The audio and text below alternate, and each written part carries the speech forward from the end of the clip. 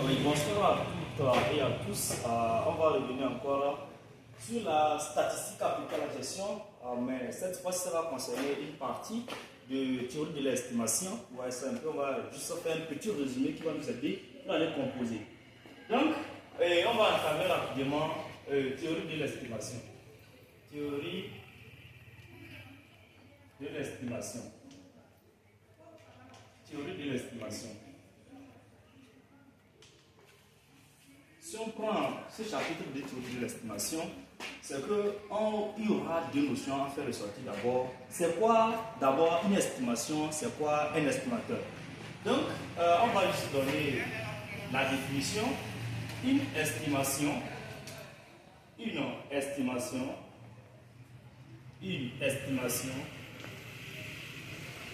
c'est une valeur numérique,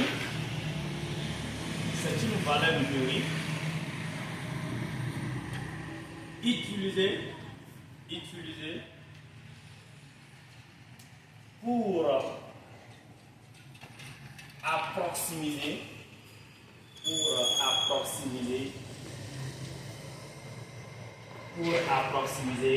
un paramètre. θ.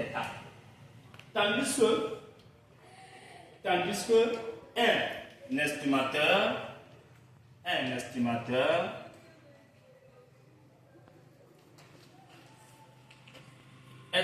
c'est un procédé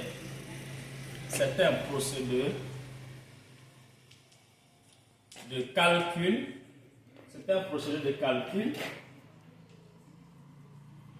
Utilisé pour approximer un paramètre.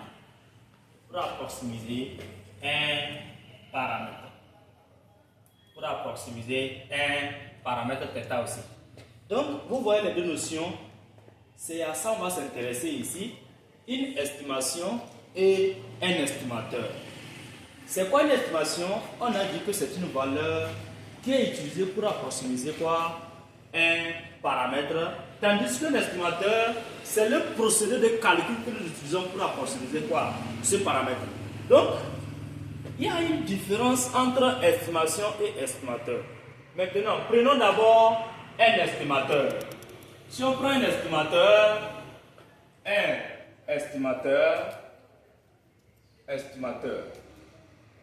on aura les qualités d'un estimateur.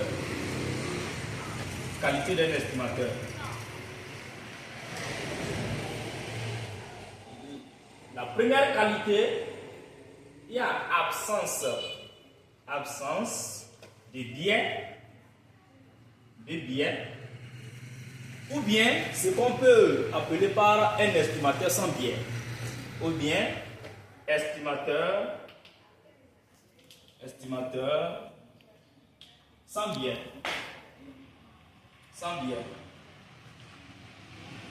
Voilà. Deuxième qualité, c'est l'efficacité. Et la troisième qualité, c'est la convergence.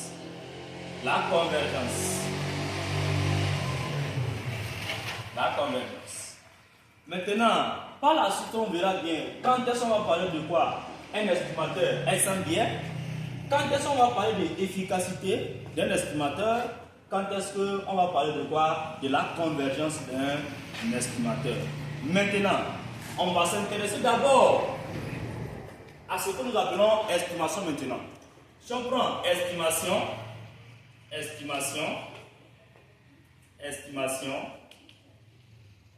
il y a deux types d'estimation. À savoir, la première estimation, c'est estimation ponctuelle. Estimation ponctuelle, si on va faire estimation ponctuelle, ça serait quoi? Sur trois notions ou bien indices statistiques. Premier indice statistique, Ça serait sur la moyenne. Donc, on va faire estimation ponctuelle sur la moyenne, sur la variance et sur la proportion. Donc, on va juste effacer le tableau pour continuer. On continue. On va prendre maintenant quoi? Estimation.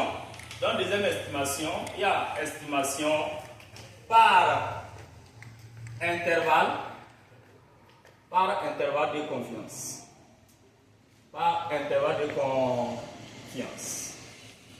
Donc, si on prend ici également, on aura à faire quoi? Estimation par intervalle de confiance sur la moyenne, sur la variance et sur la proportion. Donc, ce qui fait que au niveau de théorie de l'estimation, que ce soit estimation ponctuelle ou par intervalle de confiance, on aura besoin de ces trois indices statistiques. Vous voyez? Maintenant, comment on va les appliquer? Ça, c'est juste les notions de base. On va maintenant faire quoi? Passer à l'application de ce type d'estimation. Voilà.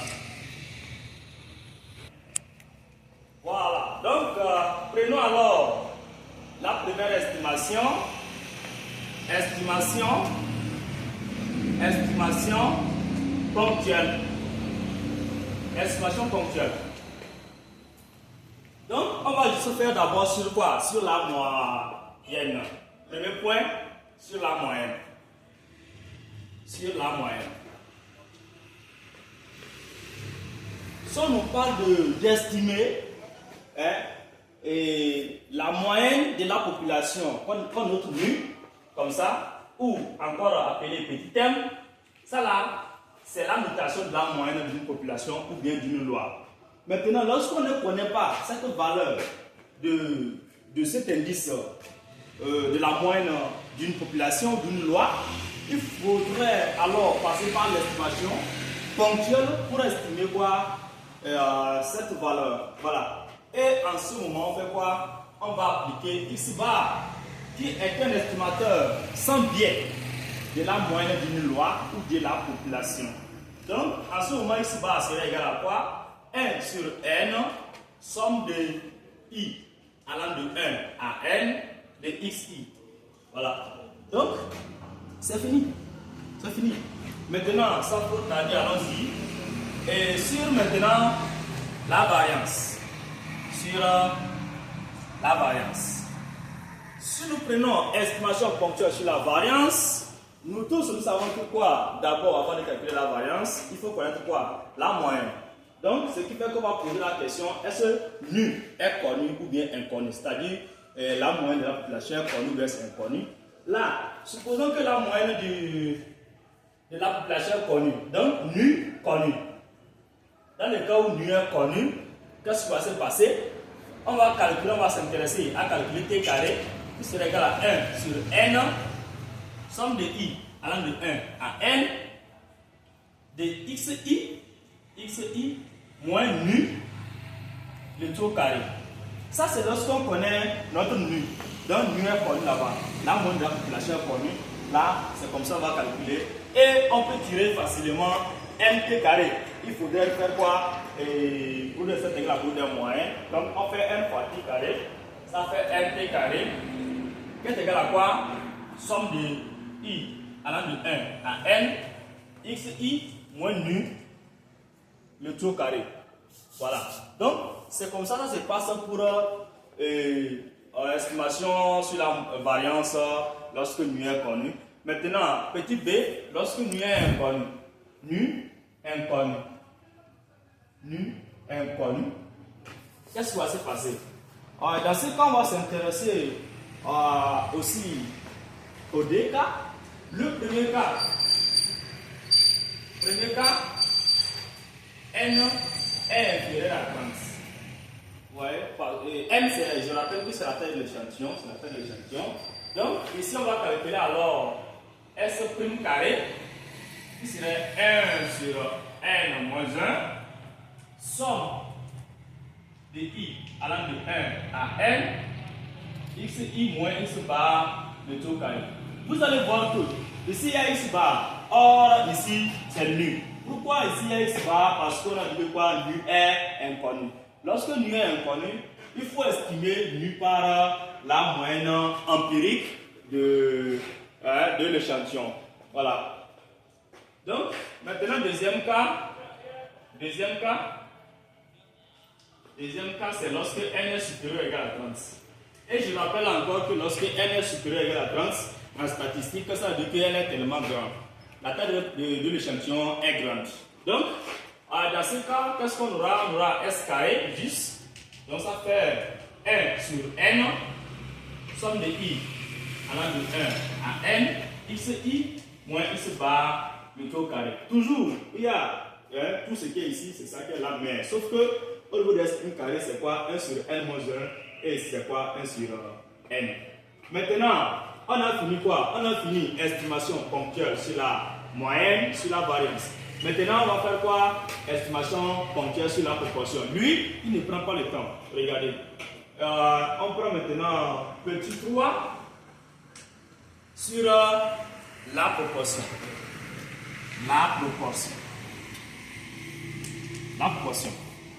Qui parle de la proportion aussi, c'est que quoi? La proportion, c'est une fréquence empirique de l'échantillon qu'on va utiliser pour estimer la proportion d'une loi. Voilà. Ici, la proportion d'une loi, c'est quoi? Ou bien de la population, c'est pi. C'est pi. Donc, c'est pi.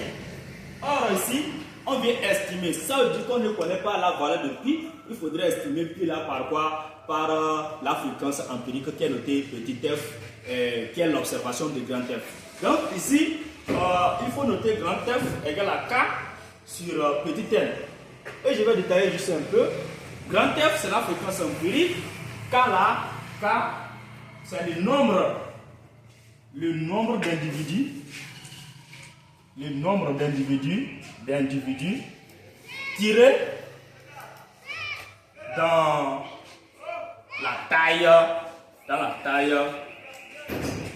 de l'échantillon. Voilà. Et nous tous nous savons que ça là c'est taille de l'échantillon.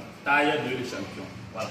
Donc, lorsque nous avons la taille de l'échantillon, on peut sélectionner dans la taille de l'échantillon quoi? Le nombre d'individus que nous voulons. Et ça, on va noter quoi? K.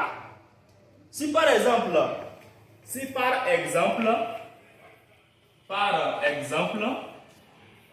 on dit dans la FASEG première année, nous avons une population de 200 étudiants, et on nous dit que quoi? 150 ont composé. Donc parmi les 200 étudiants de la FASEG première année, 150 ont composé. Donc ce qui veut dire que c'est notre taille de l'échantillon ça. Puisque la taille de l'échantillon c'est quoi? C'est une partie de la population. Ça veut dire que lorsqu'on a trouvé les étudiants qui ont composé, on peut trouver ceux qui n'ont pas composé. Donc 150 ont composé et à la fin on nous a dit que quoi? Voici tel nombre qui sont sortis admis. Et en ce moment ça qui est K. On nous dit que c'est 15, peut-être parmi les 150, 15 qui sont admis.